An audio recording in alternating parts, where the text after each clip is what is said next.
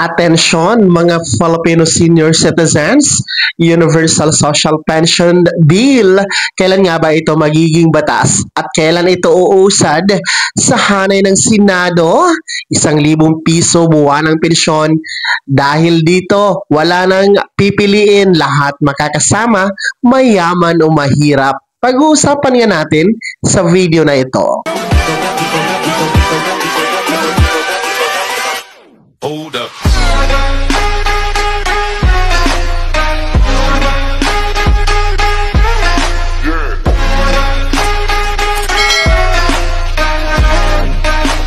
Hello mga ka-vlogs! Welcome dito sa aking YouTube channel. Magandang araw po sa lahat ng mga manonood. Saan po kayong dako sa mundo? Kumusta mga ka-vlogs? Eto ha mga Filipino senior citizens, ang Universal Social Pension Bill. Kailan nga ba ito magiging batas? Kailan ito uusad sa hanay ng Senado? Magiging aprobado pa kaya ito? 1,000 piso. Nag-aantay sa inyo buwan-buwan, walang pipiliin, mayaman o mahirap. Mamaya-maya atin yung tatalakayin.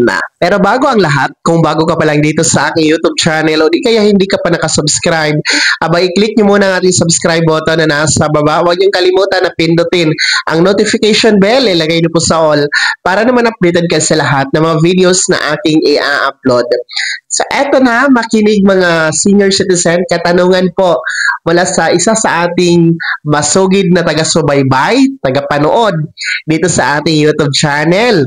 Mula po kay Sir Boy Sornes, no? Na taga Castillejos, Zambales. Ang katanungan niya po ay pinadala sa pamamagitan ng ating Facebook page Messenger. So eto, Sir, good PM.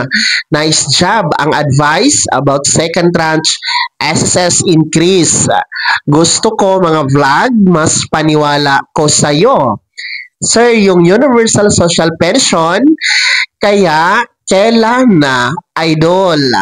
Ayan, unang-una po ha, shout out sa mga taga Castillejos Zambales, kay Sir Boy Sornes. Ayan, lagi yang nakaantay sa ating mga upload videos. Well, sir, maraming salamat po sa inyong katanungan, lalong-lalo pa sa pagtitiwala dito sa ating mga videos na ina-upload po sa ating channel. Malaking bagay ito para sa akin. So, yung katanungan nyo po kung kailan ang Universal Social Pension, no? Para sa kaalaman sa lahat, no, ang Universal Social Pension ay isang bill kung saan nasa Senado na po ito.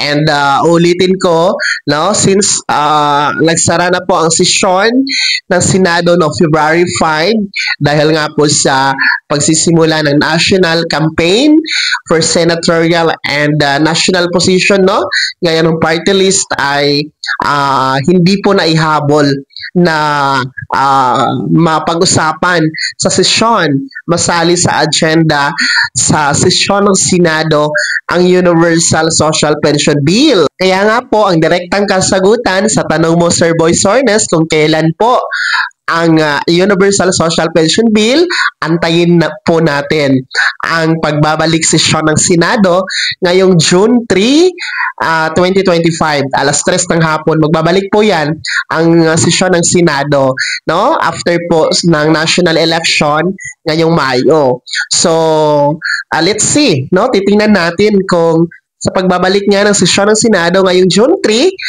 ay maisama na nga ba ito sa agenda ng Senado, no? Para mapag-usapan na o di kaya maging prioridad ba ito sa susunod na sesyon, no? Bago matapos ang taon na ito. Well, we hope na magiging prioridad na ito ng Senado, no? Dahil kung naalala nyo, ay matagal na itong aprobado sa Kamara, no? 8 buwan na itong aprobado sa Kamara.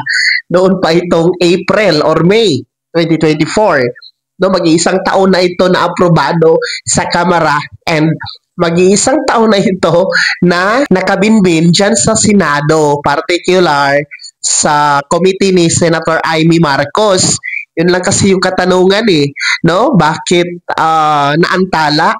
Bakit ang tagal? Bakit umabot ng 8 buwan sa committee ni Senator Amy Marcos at hindi ito naisama sa agenda ng mga nakaraang sesyon ng Senado. Yun kasi yung katanungan mga ka-vlogs no?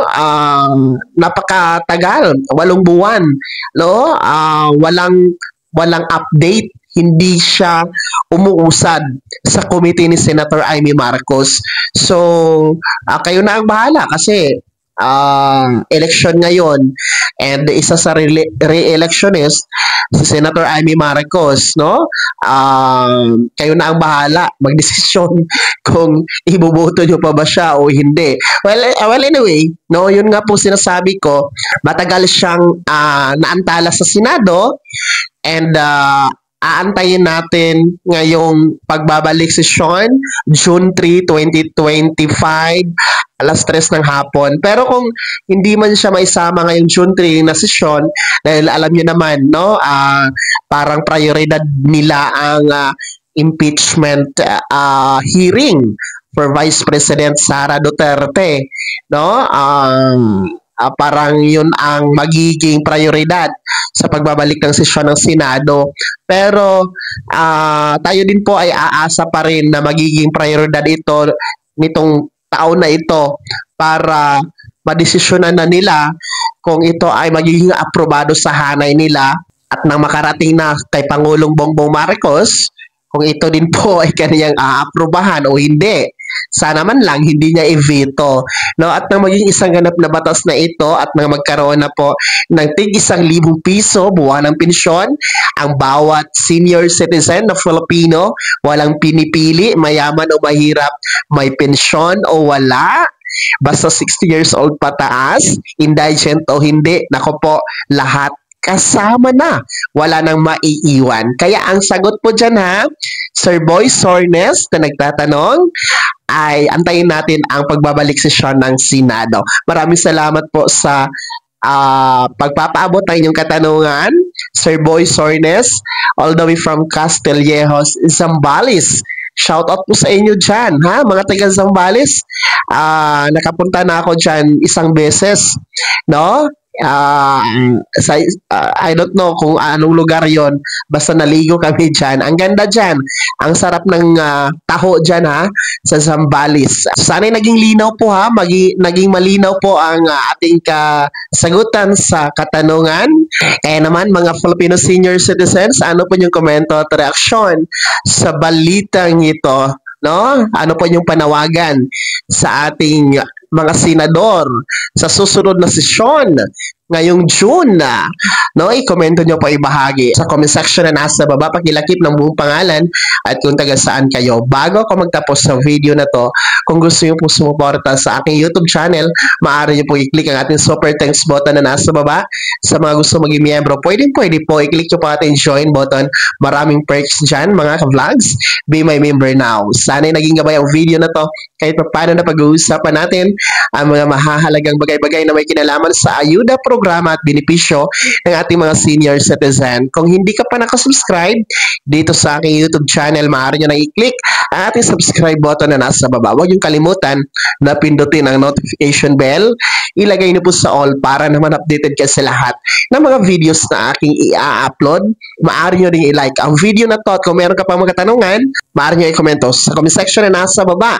Paki-follow na din po ang aking official Facebook page na nasa screen nyo. Muli po, ako si Daniel Timpawa na nagsasabing dito sa aking YouTube channel, Pawang Katotohanan at lahat totoo lamang.